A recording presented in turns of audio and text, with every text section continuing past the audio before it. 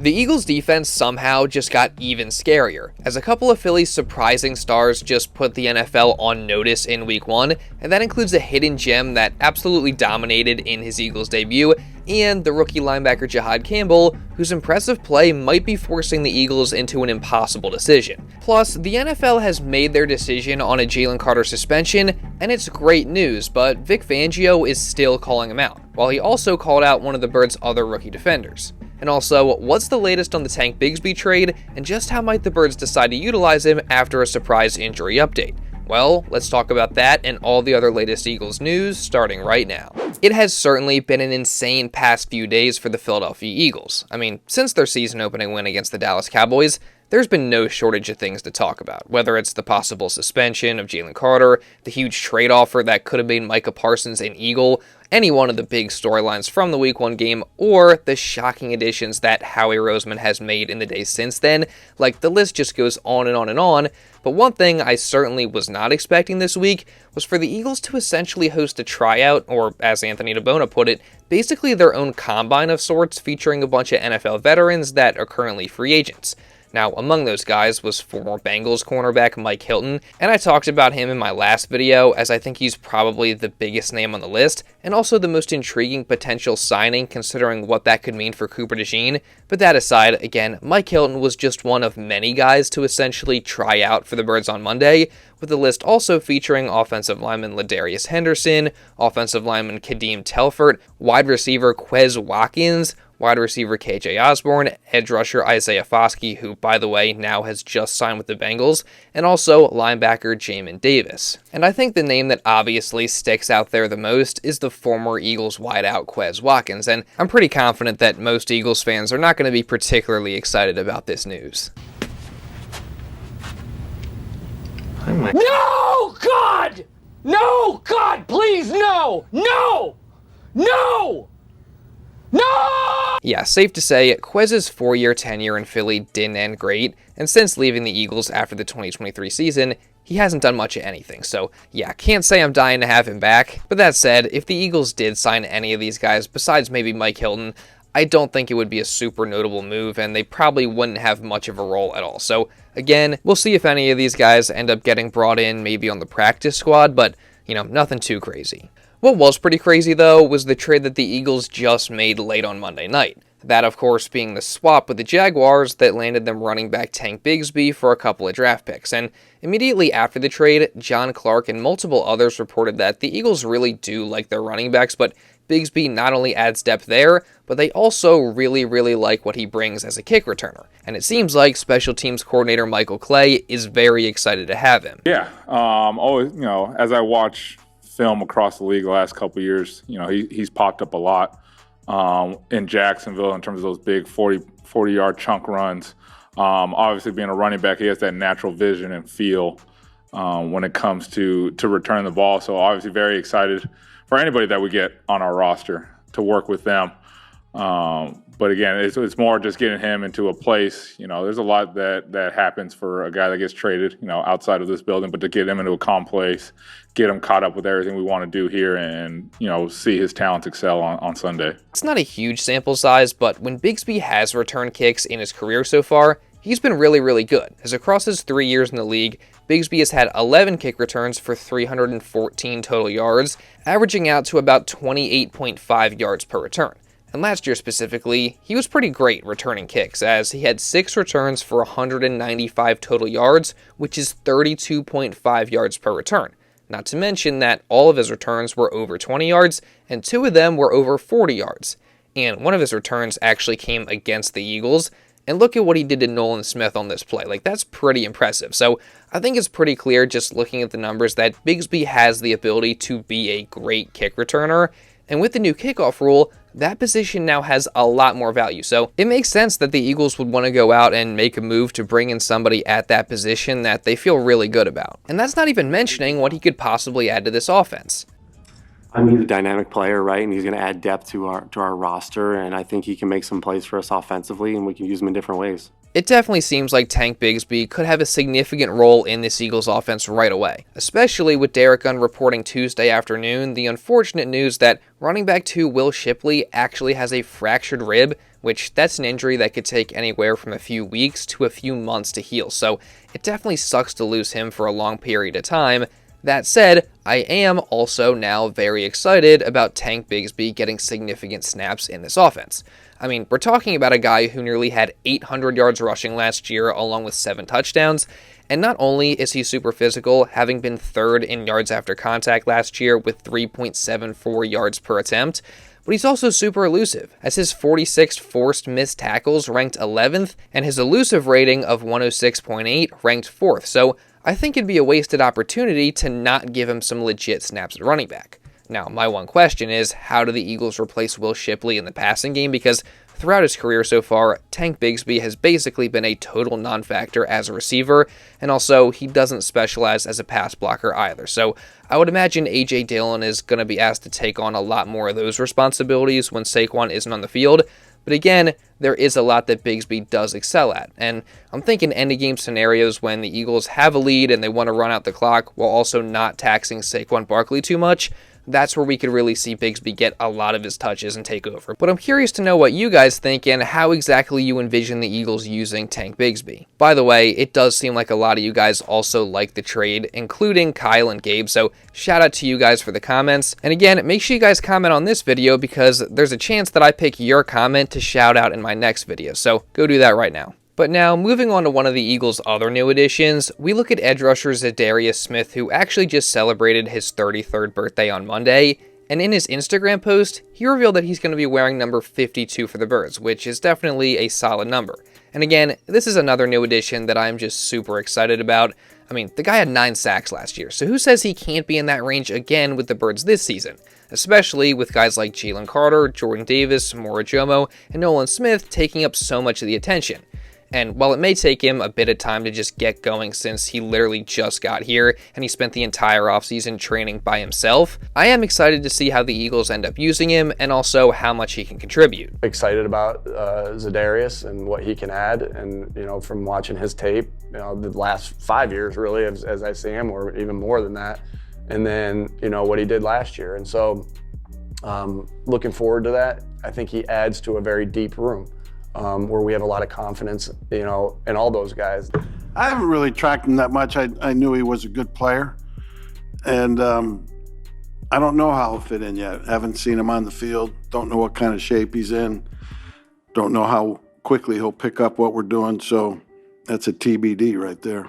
It certainly does sound like there's still a lot of unknown with Smith. Again, I think he may not have the biggest role right away, but eventually I do see him being a significant contributor to the defense, so, we'll see how it goes. That said, with the addition of Smith and also the signing of Patrick Johnson to the active roster on Monday, you gotta wonder what that means for Azeez Ojulari, especially since he was a healthy scratch in Week 1. There's so many things that go into who's up, who's down for a game. I really wish, it's always a tough conversation when you tell a guy that he's not going to be up for a game because they want to contribute and they want to play.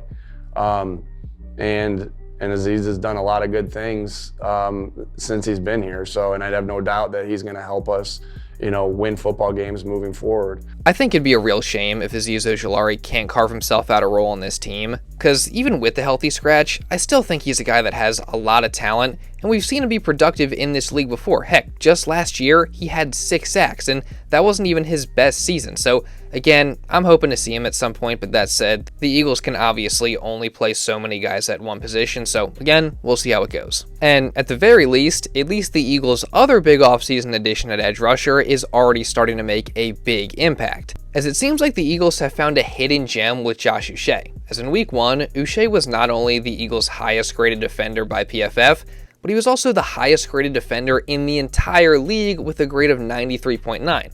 And that's not it, as he also had the highest pass rush grade in the NFL at 92.7 and the highest pass rush win rate at 48.3%. And just watching the film, That's no surprise, as Uche was absolutely abusing Dallas's tackles all game long. I mean, we start here, where he quickly beats Terrence Steele with a nice inside move and forces Dak to quickly dump it off. Then here, he wins again with a quick inside move, this time on Tyler Guyton, which helps force an incompletion. I mean, Uche's quickness here is just crazy. Then, on this play, we see Uche knock Guyton's hands down and beat him around the edge. Then here, Uche stalls initially, but stays with it, throws Guyton's hands off, and hits Dak. And then here, he wins again with an inside move, and Guyton gets away with what should have been a hold. So, yeah, I mean, it's clear watching that tape that the Eagles might have very well gotten a steal with Josh Uche. I mean, he was getting to Dak all night long, and his quickness is what really stood out to me. Like, it was just so impressive. So, hopefully, he can convert some of those nice rushes into sacks in this next game against his former team, the Chiefs. And he does have some favorable matchups once again, with their left tackle Josh Simmons being a rookie, and their right tackle being Jawan Taylor. And Uche himself really does seem to be locked in and very hungry to keep it going, as he posted this pic on Instagram with the caption, "The hunt begins." So again, I'm just so fired up about Josh Uche after week 1, and it definitely does seem like the Eagles might have found themselves a hidden gem. But he's not the only gem that the Eagles have found on defense, as their first-round rookie linebacker Jihaad Campbell had an insanely impressive debut as well, to the point where the Ringer's Sheil Kapadia felt confident enough to say that the Eagles linebacker duo of Campbell and Zach Bond is going to be the best linebacker duo in the entire NFL. Asked me about him, so I got to say Jihaad Campbell and Zach Bond. I mean, this is going to be the best linebacking duo in the NFL. The things those two guys do, I looked at maybe 3 or 4 plays where there are only 5 linebackers in the entire NFL that can do what they did. So I had to get that in there because that was one of my most exciting parts about reviewing this film. Zach Bond and Jihaad Campbell are awesome. So, shit, when I think of tandems over the last, let's say, 15 years, Pittsburgh had some tandems, Baltimore had them, San Francisco had them. You think the Eagles are entering one of those zones for the next couple of years? Yeah, listen, it's one game for Campbell, and there's some stuff, when he's coming downhill, when offensive linemen get their hands on him, those reps weren't great, but the rep he had going down the middle of the field with the pass breakup and saving a touchdown, that's just uncommon for an NFL linebacker. So I think the potential is there for that type of tandem. And Zach Bond looked pretty much exactly like he looked last year. Just such a smart player who plays with great effort and great athleticism. Really fun to watch those guys after some of the linebackers. No disrespect. We've watched in recent years. Those guys are a treat to watch. There's no doubt that Campbell still has a lot to improve on and learn as he is a rookie.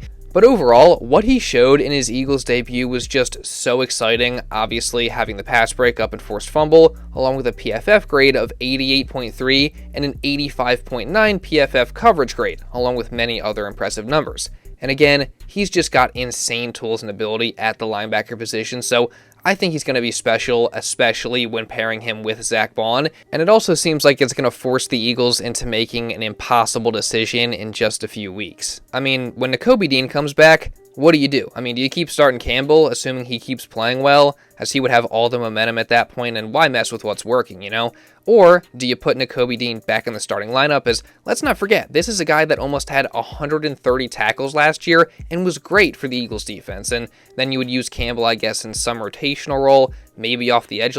That is an extremely hard choice. So, we'll see how it all plays out, but for now, it's just going to be exciting to continue watching Campbell play and develop. Moving on though, the NFL finally made their decision on Jalen Carter, as they actually elected to not suspend him, deeming that being ejected before the first game served as a 1-game suspension, and they also fined Carter a full game check of $57,222. So, that's definitely great news there for Eagles fans, and having Carter back will surely give the Eagles defense a major boost in their Week 2 matchup against the Chiefs. That said, I'm sure there will still be more punishments coming for Carter by the Eagles themselves. Nick Sirianni actually reiterated to reporters on Monday that any discipline or punishment Carter receives from the team will remain in-house. So we'll just have to wait and see what happens on that front. And also, defensive coordinator Vic Fangio had his weekly press conference, and he low-key called out Carter and sent him a message that he definitely needs to hear right now. Well, to be considered a leader, actions speak louder than words, and he's got to lead through his actions. Vic is absolutely correct. I mean, for Carter to grow into a leader for this team, he just can't be doing stuff like this, and it's really a shame because he is such a phenomenal player. So hopefully this was the learning experience that Carter needed, because even though he wasn't suspended, that doesn't change the fact that what he did was not acceptable. So again, he just needs to learn his lesson there. Moving on though, Fangio also talked about the current state of the secondary, first saying that the current plan is to keep Adoree Jackson as the starter against the Chiefs. No! And then at safety, he talked about the plan there and said that the Eagles want to play Sidney Brown in their base defense and Andrew Mukuba in nickel. And in the Cowboys game, they expected to play a lot more base than they ended up doing, but with what the Cowboys were running, they ended up being in nickel a lot more, which skewed the playing time in Mukuba's favor. But when asked about how Mukuba performed, Fangio kind of called him out a bit as well. He did okay. He had a couple major busts that hurt us and could have hurt us even more. So looking for him to improve this next week. Definitely always love how honest Vic Fangio tends to be in these press conferences. Overall, I did think it was a solid debut for the rookie safety, but, again, like Vic said, definitely things to clean up.